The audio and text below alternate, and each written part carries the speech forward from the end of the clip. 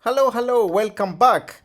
Time to talk about Corsair Gaming. We have talked about this company in the past, a very well known company producing all sorts of computer hardware here. And if we take a look at the stock analysis chart, the company has been absolutely battered down, and you will see it here. 10% down today, and this is why I wanted to take a fresh look at the company. It was also asked from some of our subscribers in the channel, and it makes a ton of sense actually to examine the company from scratch right now. Because if you see here, the last 1 year, the company stock price has been going down and down and down. It used to be around 42 here, as you see the 1 year high has been 43, near 43. Right now, sitting at today is at 1636 pretty much is the current price. So the company stock going down and down and down. Let's see, however, what they are doing in terms of the financials, because maybe this is just an opportunity for us to buy right here, because it's going down a lot. Look at this max chart here. This was the IPO days, and it's actually approaching this price. Crazy. Okay, so the P ratio of the company is sitting at 16, down from 32 in the previous years. As you see, it has been going down, giving us a potentially more interesting play here.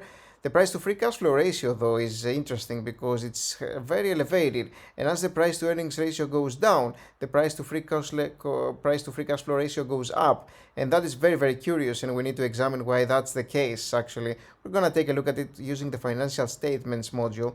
The outstanding shares here, you will see that it's been going up as well. The company has been selling some shares into the hype, yet the company stock price has been going down, so I'm not sure whether that's a good idea right now. It looks like they have sold less in the last, in 2022, which makes a ton of sense, of course. But look at this one, 83.4 is the free cash flow to total liabilities ratio. That's outstandingly high. Means that it would take them 83 years to use the last year's free cash flow to pay all the total liabilities, effectively pointing to massive amounts of total liabilities here. We're going to examine that as well. The 5-year revenue growth increasing, 5-year net income growth also increasing pretty massively here. That's great to see. Although the company is not making tons of money, as you'll see there in the millions. 5-year free cash flow growth, 216. Again, going down from what their highs were, but still higher than what they were. But the 5-year total equity growth is increasing. This is a company of 1.5 billion in terms of its market cap. It's a small company. Now their debt to equity ratio is okay, is a little bit elevated but not much, and their return on equity is also kind of nice here, with the return on invested capital also pretty nice. Net income margins 5%, makes sense for hardware, for selling hardware, but we do want to examine what's going on with the free cash flow and basically the financial statements of the company. So let's take a little bit of a closer look. A revenue of 1 billion to 1.9, not insane increase, but an increase for sure. Let's see what's going on here with their net income from minus to plus $100 million. So the company is increasing its bottom line, which is obviously great to see.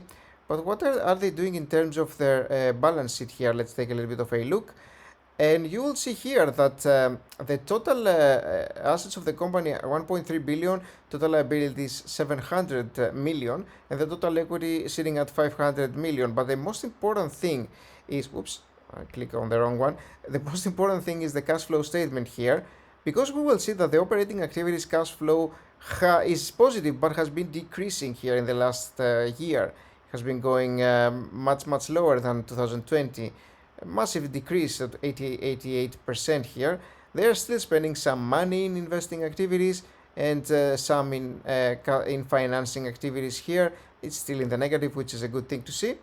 Still a little bit of financing here, getting a little bit of debt, but the company has a little bit of cash also amassed, and the free cash flow is increasing. At least it's actually positive, but down from what it was last year is the thing, and actually massively down from last year.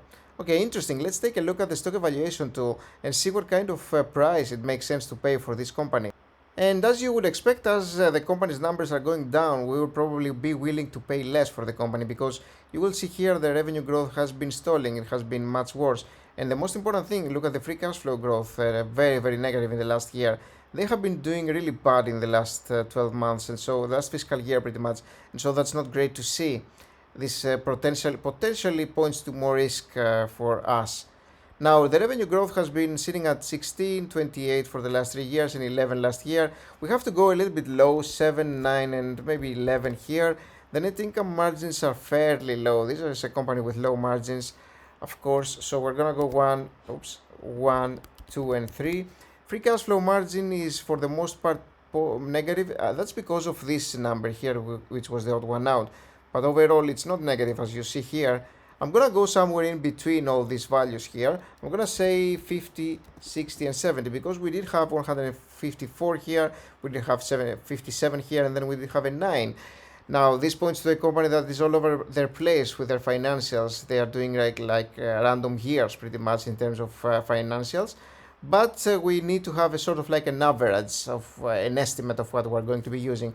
And I think at 50, 60 and 70 for the next 5 years on average is probably fair.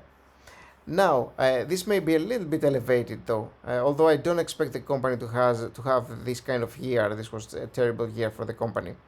Now, the annual return that we're going to be looking for is going to be 13%. I could go a little bit higher here, but because I'm having more risk. But I'm gonna stick to 13% and see what I'm getting out of this. And you will see that the current price is actually far higher than what we'd like to get. This company has its struggles. It's not making enough free cash flow to actually validate their current valuation. And I think it's a little bit overpriced for what it is. So I would probably stay away for now and wait for it to give me a better price or better financials maybe than in the upcoming years. But right now their margins are very suppressed. They are not making great free cash flow, and so I think I'm gonna actually stay away from this for a little while and maybe revisit later.